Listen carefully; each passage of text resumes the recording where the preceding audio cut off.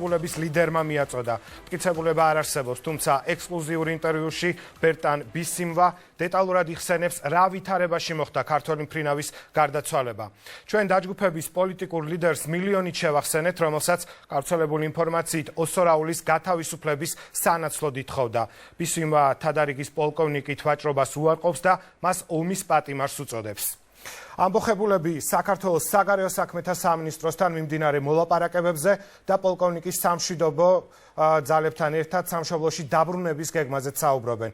რევოლუციური ორგანიზაციის ლიდერის მონათხრობი ბუნებრივია საგარეო უწყებაში გადავამოწმეთ. შეხვდით ოსორაულის ოჯახის წევრებს, ყველა მხარეს, ვინც ქართველი მფრინავის საქმის შესახებ ინფორმირებულია.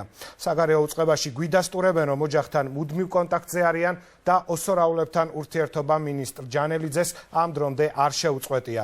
შეგახსენებთ, რომ ოსორაული კონგოს დემოკრატიული რესპუბლიკის შეერაღებულ ძალებში კონტრაქტით მუშაობდა და მიმდინარე წლის იანვარში 23 მარტის ტყვეობაში აღმოჩნდა.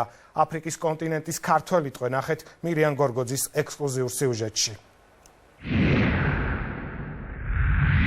არაფერი არ კეთდება, რა კეთდება, არაფერი არ კეთდება.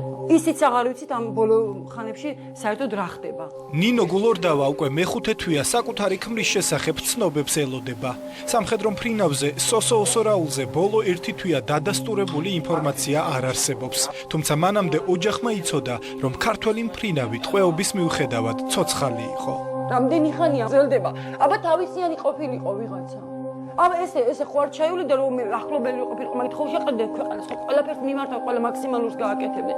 რა ხდება ვერ გავიგე, რა უნდათ, რას აპირებენ. იძახიან ვაკეთებთ, მეხუთე თვეა და არაფერი არ ჩანს მაგათი გაკეთებული, ელემენტარული არაფერი არ ჩანს. არ მაინტერესებს, გააკეთონ მაქსიმუმი, ყველა ხერხს მიმართო, ყველას მიაწვნო ხმა, თუსადმე რამე არსებობს. ჩამოიყვანონ ის კაცი. ან გამაგებინონ რა ხდება საერთოდ. ნუ დამიტოვებენ ამ 4-4-ს გასაზრდელს, რომელსაც ეხლა უნდათ ყველაფერი და ჯერ ძალიან დიდი დროა ამათ გასდას. არც არანაირი საშუალება არ იქნება იმისი, რომ მე ესენი გავზარდო. ელემენტარულიც არ იქნება იმისი, რომ მე ამბავს მივხედო 4-4-ს. უიმედო მდგომარეობის მიუხედავად ოჯახის წევრები ახლაც დარწმუნებულები არიან, რომ სოსო ოსორაული ცოცხალია. მანდმჯერა რომ ის ჩემი ძმას დაუბრუნდება თავის 4 მცირეწლოვან შვილს, დედას, მეუღლეს და მეც. სოსო ოსორაული კონგოს დემოკრატიული რესპუბლიკის ტერიტორიაზე ტყვედ 2017 წლის 27 იანვარს ჩავარდა, როდესაც კონგოს შეიარაღებულმა ძალებმა ჩრდილოეთ კივუს პროვინციაში ორი სამხედრო Mi-24 დაკარგა. ერთ-ერთ საქართველოს შეიარაღებული ძალების ყოფილი მფრინავი იოსებ ოსორაული მართავდა. ის კონგოს რესპუბლიკაში კერძო კონტრაქტით მუშაობდა.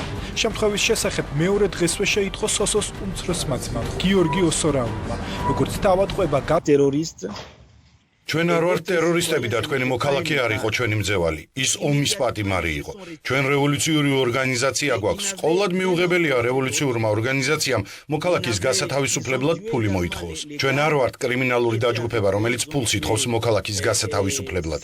მოლაპარაკებებშიც თქვენი მთავრობის წარმომადგენლებთან ხაზგასმით განვმარტეთ, რომ ჩვენ ფულს არ ვითხოვდით.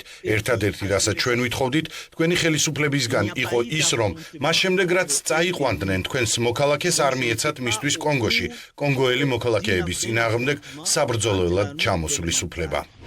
ეს ბერტრან ბისიმვა, მოძრაობა 23 მარტის პოლიტიკური ლიდერი. სწორედ ამ დაჯგუფების ტყვეობაში მოხვდა იოსებ ოსორაული. იმედის კვირამ M23-ის ლიდერთან ექსკლუზიური ინტერვიუ ჩაწერა.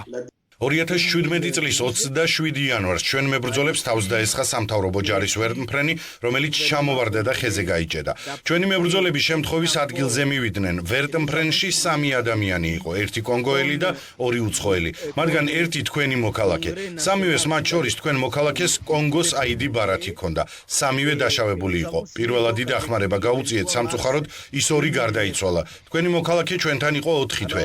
მასზე ზრუნავდნენ და გვინდოდა მისი ქვეყნისათვის გადაგვეცა და გვეთქვა ხელისუფლებისათვის, რომ კონგოს ტერიტორიაზე საბრძოლველად მისი მოქალაქეები აღარ გამოეშვათ.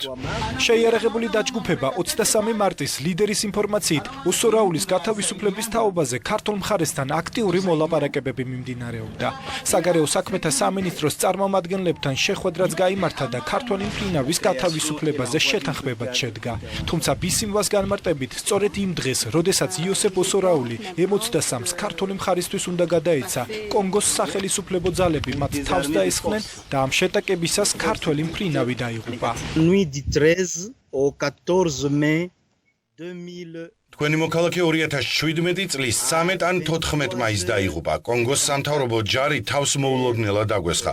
ჩვენ თქვენი მოქალაქის ევაკუაციისთვის ვემზადებოდით საქართველოს საგარეო საქმეთა სამინისტროს დელეგაციისათვის უნდა გადაგვეცა.